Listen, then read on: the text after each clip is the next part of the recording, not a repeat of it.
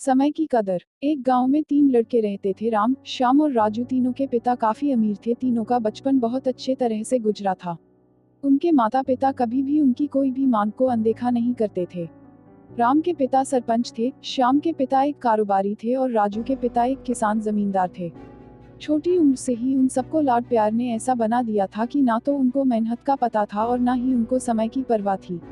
अक्सर वह सारा दिन बस घूमते रहते थे, बस घूमते रहते थे। नशे और अन्य भोगविलास में डूबे रहते थे, जिससे उनके गांव वाले भी दुखी थे।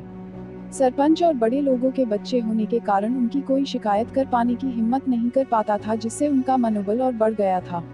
एक दिन उनके गांव में बहुत तेज बारिश हुई, जिससे सब लोगों को नुकसान हुआ, जिसमें इन तीनों के पिता भी थे। लेकिन इतना कुछ होने के बाद भी उनके बेटों का वही हाल था। वो बस घूमते रहते, नशा करते, भोगविलास करते रहते थे। माँ बाप काफी चिंतित रहा करते थे। ये तीनों भले ही कितने गंदे थे, लेकिन इन तीनों के अंदर एक खास बात थी जिसकी पहचान किसी को नहीं थी और उनको खुद को भी पता नहीं था। राम एक बहुत अच्छा नेता प्रतिपक्ष था, क्योंकि अपने पिता के पास रहते हुए उसको इसका काफी ज्ञान हो गया था, क्योंकि उसके पिता सरपंच थे। श्याम भी इस तरह से बिजनेस की समझ रखता था, क्योंकि उसके पिता एक कारोबारी थे और राजू खेती का काम जानता था, क्योंकि उसके पिता जमींदार थे। पर अपनी गलत कामों की वजह से उन सब ने अपने इन टैलेंट पर ध्यान ही नहीं दिया, जो कि उनकी सबसे बड़ी कमजोरी थी। इस तरह से इनकी बदमाशियों को देखकर इनके पिता उन्हें शिक्षा देने को सोची।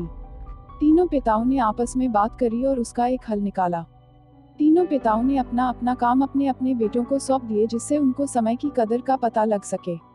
तीनों के पिता ने एक वसीयत बनाई, जिसमें ये लिखा था कि 1 वर्ष के अंदर इन तीनों को 10 लाख रुपए कमा कर देने होंगे, जो बिना किसी गलत काम करके कमाए गए हो, और तीनों को अलग अलग स्थान पर रहना था। इन तीनों को 5-5 लाख रुपए भी दिए गए, ताकि उनको अपना काम स्टार्ट करने में दिक्कत ना हो। पहले तो सब खुश हो गए कि हम आज़ाद हो गए, हमको पैसे मिल गए, और ऐसा सोच करके इन्होंने फिर से काफ़ी समय मौज मस्ती करने में लगा दिया। इस तरह से 6 महीने बीत गए और इनका काफ़ी सारा नुकसान भी हुआ। फिर एक दिन अचानक उनको एहसास हुआ कि अगर हम शर्त हार गए तो हम अपनी अपनी जायदाद खो बैठेंगे। धीरे धीरे उनकी चिंता बढ़ने लगी। एक दिन वो इसी उधेड़ धुन में एक पार्क में बैठे थे और कुछ डिस्कस कर रहे थे कि उनको एक छोटी सी लड़की मिली। वो फूल बेच रही थी और साथ में पढ़ भी रही थी। तीनों लोग उस लड़की के पास में गए। तभी राम ने लड़की से बोला, बेटी आपकी उम्र क्या है? तो लड़की ने जवाब दिया कि मैं 12 साल की हूँ। अंकल, इतना सुनते ही राम ने आचार्य से पूछा कि आप इतने छोटे होकर के खेल नहीं रहे हो? इस पर लड़की ने जवाब दिया कि मेरे पापा अब इस दुनिया में नहीं है और माता बीमार रहती है, इसीलिए मैं ये काम करती हूँ।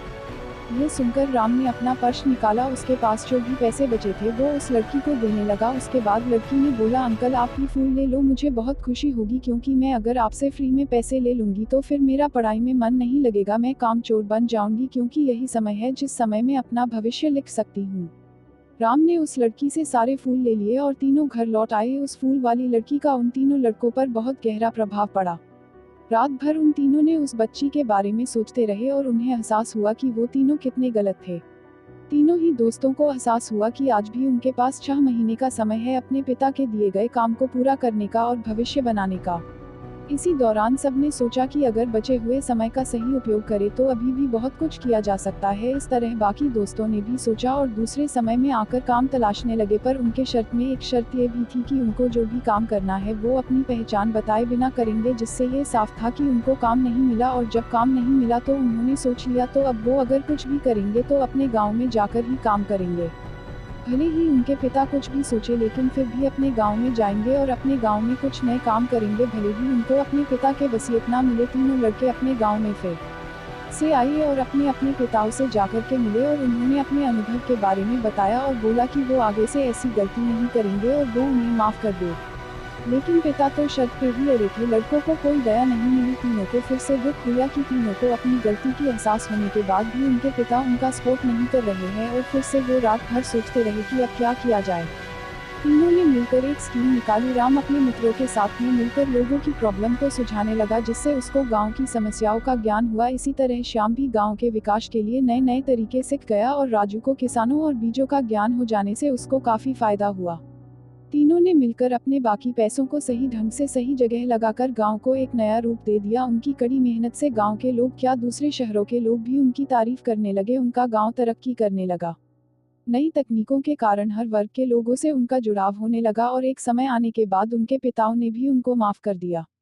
इस तरह से दोस्तों उन तीनों को समय की कीमत का अंदाजा हुआ कि पहले वो कितना समय बर्बाद कर रहे थे, लेकिन जब से उनको समय की कीमत का अंदाजा हुआ तब से उन्होंने समय को बर्बाद नहीं किया और काम करके पैसा कमाया, नाम कमाया और ये सीखा ईमानदारी से जिंदगी कैसे जीते हैं।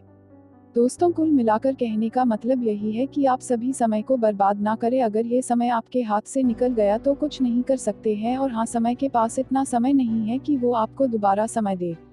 समय बर्बाद करने का हजारों तरीका है, लेकिन आप ऐसा कोई तरीका चुनिए जो आपकी जिंदगी बदल दे, इस समाज की जिंदगी बदल दे, इस देश का भविष्य बदल दे। मुझे उम्मीद है कि ये स्टोरी आपको अच्छी लगी होगी। दोस्तों के इस मोटिवेशन को इतना सपोर्ट करने के लिए बहुत बहुत धन्यवाद। अपना ख्याल रखिए, जिंदगी में आगे बढ़िए और अपनी कड़ी मेहनत से देश में खुद के नाम के साथ साथ दुनिया में भी देश का नाम कीजिए।